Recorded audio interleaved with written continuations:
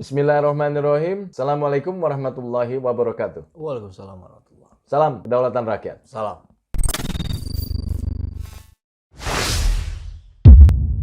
Sahabat, Puan Maharani meminta kepada kadernya khususnya, kepada kader PDIP maksud saya, untuk jangan memilih pemimpin yang cuman sering muncul di media sosial. Oh gitu. Iya. Wah, ini Kenapa nyindir ya? siapa nih? Dan juga jangan tertipu oleh hasil survei. Gitu. Wah, mentang-mentang ini surveinya tinggi, milih ini, gitu loh. Mentang-mentang ganteng, ya milih ini, gitu.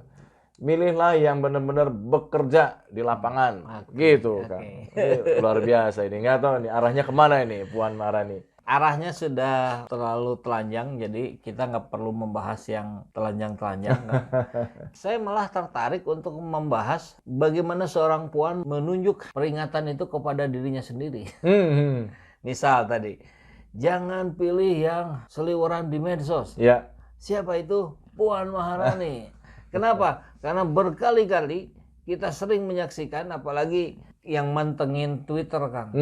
Itu tidak tiap hari, tapi sering lah ya. Dalam satu minggu tuh bisa berkali-kali. Ada trending topik tentang Puan Maharani dan itu sangat teridentifikasi sebagai pekerjaan bot. Bukan manusia real. Tentu bukan hanya Puan, ada beberapa yang lain yang grafiknya tuh rapih dan itu menggambarkan itulah permainan bot. Misalkan Prabowo Subianto, Erick Thohir, itu orang-orang yang kurang lebih sama tuh, sering muncul di Twitter tapi pesanan lah gitu. Nah, dan kita dengar kemarin dari pemilik Twitter yang baru, Elon Musk, yang mengatakan bahwa ke depan tidak akan ada lagi cara-cara yang seperti ini bisa terjadi. Apa itu maksudnya? Ya tadi, yang orang-orang trending dengan menggunakan sistem-sistem komputer, bukan manusia resmi gitu. Ini jelang 2024 kabar buruk buat para politikus yang akan mengandalkan buzzer seperti yang dilakukan selama ini. Karena buzzer bot terutama gitu bukan buzzer influencer ya. Buzzer bot itu akan hilang. Ya termasuk ini pekerjaan berat buat Puan Maharani. Bagaimana Mbak Puan bisa muncul sebagai orang yang memang betul-betul diperbincangkan oleh manusia, bukan diperbincangkan oleh mesin. Atau mungkin karena memang sering munculnya Puan ini kalah sering gitu loh dengan Ganjar, dengan Prabowo dan lainnya gitu. Iya pasti. Pasti kan maksudnya begitu, maksudnya Puan. Makanya dia merangkai kalimatnya jangan pilih yang sering gitu. Artinya kan dia tidak sering gitu. Tapi saya punya pengalaman gitu bahwa media sosial salah satunya adalah kan Twitter. Kita tahu Puan sering pesan di Twitter. Bahkan satu lagi Kang, bukan hanya di Twitter, kita bahas di beberapa video yang lalu juga itu di TikTok. Jadi para influencer, para TikToker itu ada yang sudah bercerita. Mungkin nanti kita bisa tampilkan videonya nih. Semoga gue gak ditangkap nih ngomongin ginian. Kalian tahu kan Banteng yang suka nge-mute mic? Pasti kalian tahu lah maksud gue siapa. Dia itu sekarang lagi ngendorse orang-orang TikTokers untuk nge-share fakta-fakta soal dia.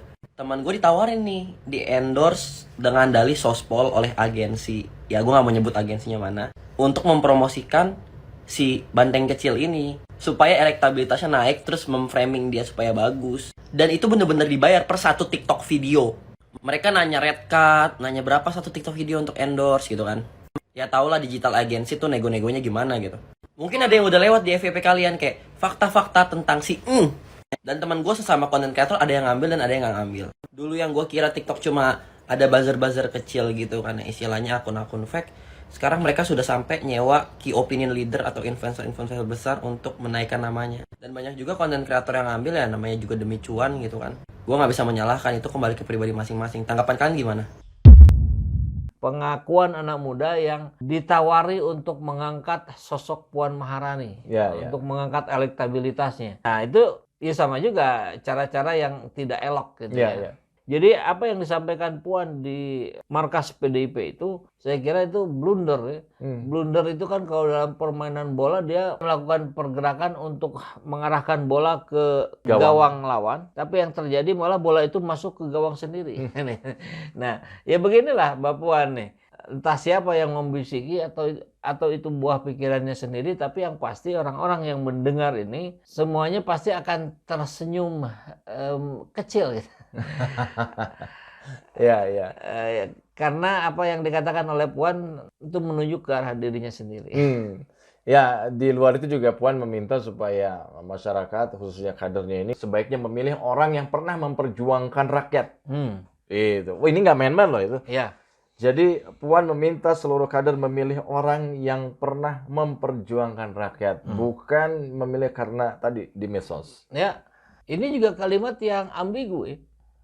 Itu kan pasti seluruh rangkaian kalimat yang disampaikan oleh Puan Maharani dalam pidato itu intinya bilang gini, jangan pilih Anies Baswedan, jangan pilih Ridwan Kamil, jangan pilih Ganjar Pranowo, pilihlah saya, Puan Maharani, kan gitu. Saya kira mudah lah, semua orang juga tahu maksudnya ke situ. Hanya pengemasannya yang kurang tepat gitu.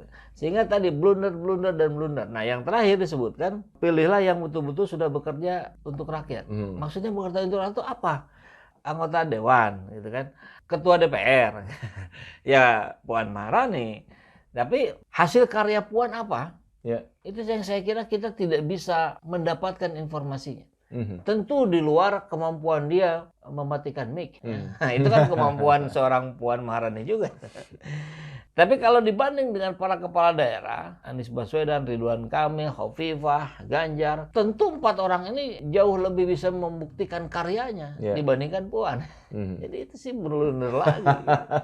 Jadi memang ini sedang mencari cara-cara supaya elektabilitasnya naik gitu ya, Kang ya. Tuh. Nah, ini juga termasuk, saya nggak tahu nih apakah ini termasuk untuk mencapai elektabilitas yang naik signifikan atau tidak. Jadi setelah Islam Nusantara, Kang, kemarin itu kan, ini sekarang muncul namanya Islam Merah Putih. Waduh. Ada lagi yang baru ini ya. Kalau kita merah hitam. Saya jadi pusing nih, Islam apa lagi ini gitu loh. Nah, pencetusnya ini Puan Maharani gitu loh. Ini tujuannya katanya untuk mencegah agama jadi jualan politik, Kang. Gitu loh. Jadi mencetuskan Islam Merah Putih ini memang apa ya, sebagai upaya tidak ada polarisasi gitu loh, Kang, antara satu dengan yang lain. Dari yang kemarin gitu ya. Ya, saya sih jadi ingat ya apa yang dilakukan oleh ayahnya ketika mencetuskan Nasakom. Nasionalis, komunis, dan Islam. Nah, cara yang lebih kurang mirip ini sedang diupayakan oleh Puan Maharani dengan menciptakan istilah Islam Merah Putih.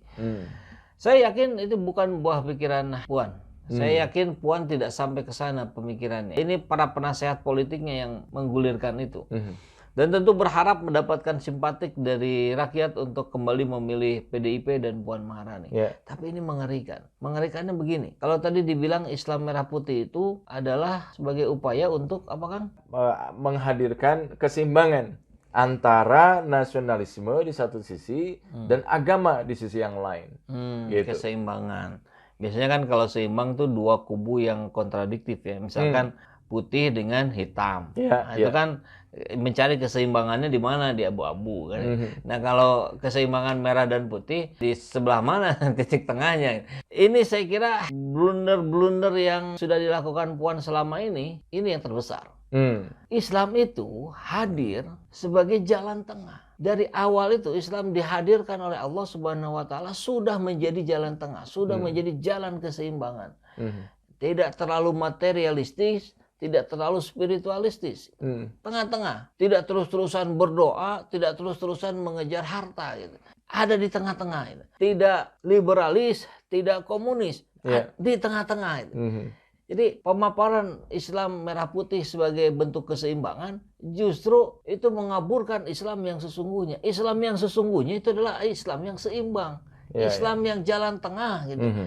Banyak persoalan tidak bisa diselesaikan oleh sistem-sistem yang ada di dunia, tapi itu bisa terselesaikan oleh Islam. Nah, Islam sendiri sekarang mau kembali dikotak-kotakan lagi, mau kembali dibungkus-bungkus lagi dengan cara-cara yang sesungguhnya itu mengaburkan makna yang sebenarnya. Gitu. Jadi, waduh, Kalau tadi sih saya masih bisa ketawa-ketawa ya, tapi kalau yang ini luar biasa, ini blunder terbesar saya kira.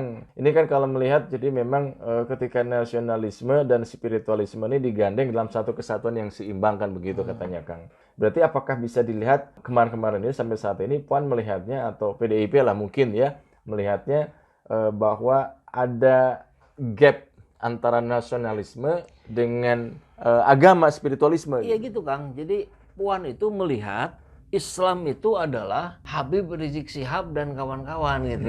Sehingga dianggaplah istilahnya tadi ada apa? Mendagangkan agama misalkan, atau PKS misalkan yang dalam kampanye-kampanyenya atau dalam kerja-kerja politiknya selalu mengeluarkan hadis dan ayat Al-Qur'an misalkan. Nah, kalau ceritanya seperti yang barusan, artinya Puan Maharani dan PDIP memandang Islam itu adalah PKS, Islam itu adalah masa 212 gitu. Dia tutup mata terhadap Islamnya Muhammadiyah gitu, yang bergerak paling cepat di Indonesia sebagai ormas Islam dalam hal pendidikan dan kesehatan gitu. Jadi paling lengkap itu kan, rumah sakit Muhammadiyah itu luar biasa gitu. Ada di mana-mana. Pendidikannya juga sama, ada di mana-mana. NU dengan pesantrennya, Muhammadiyah dengan pendidikan sekolahnya gitu. Kemudian apalagi, anggaplah ulama-ulama yang jauh lebih lembut dibandingkan IBHRS misalnya, ada Agim gitu, atau malah ustadz-ustadz kampung gitu ya, yang mereka mendedikasikan dirinya hidup dalam dakwah di kampung tersebut. Artinya begini loh Kang, saya ingin bilang bahwa Islam itu agama yang lengkap kan gitu. Maka ketika ada orang mau masuk Islam, masuklah ke dalam Islam secara kafah. Gitu. Bukan hanya bajunya saja, bukan hanya pemikirannya saja, bukan hanya sholatnya saja, tapi seluruhnya dilakukan. Karena Islam lengkap. Gitu. Ketika berbicara tentang amar ma'ruf, maka Agim ada di depan misalnya. Maka ulama-ulama Muhammadiyah dan NU ada di depan misalnya. Nah, ketika berbicara dakwah nahi mungkar, maka Habib Rizik ada di depan. Maka Ustadz Abdul Somad ada di depan. Nah, jadi sudah selesai, jadi nggak bisa dikotak-kotakan lagi. Kalau dibilang ada yang menjual agama, itu fitnah. Dan fitnah itu lebih kejam daripada pembunuhan. Kang Ipul, apakah dengan adanya Islam Merah Putih ini yang tujuan adalah menjadi penyeimbang lah tadi ya, apakah tidak lalu justru malah sebaliknya membenturkan gitu antara nasionalisme dengan agama? Kalau tadi misalkan dijelaskan sama Kang Ipul gitu. Mungkin saja, tapi yang jauh lebih fatal dari kesalahan Islam Merah Putih ini adalah Islam yang sudah begitu indah lengkap sebagai sebuah ajaran yang mengatur segala kehidupan kita. Islam juga sebagai sebuah sistem yang berupa jalan tengah antara materialistis dengan komunis, antara spiritual dengan materi, dan berbagai dualisme yang ada di dunia ini menjadi seperti yang tidak dianggap oleh Islam Merah Putih. Islam Merah Putih dihadirkan sebagai jalan tengah. Sebelumnya juga Islam itu jalan tengah gitu. Kebayang gitu Kang ya, bagaimana logika umat Islam sekarang akan diacak-acak dengan cara-cara yang seperti ini. Jadi bahasanya seperti yang positif. Misalkan begini, yuk kita perbaiki ajaran Islam kita gitu. Islam itu sudah sempurna, tidak perlu lagi disempurnakan gitu. Nah, kayak begitulah gitu. Ini cara-cara yang mungkin nampak seperti yang halus, positif, tapi sebetulnya membahayakan akidah umat Islam.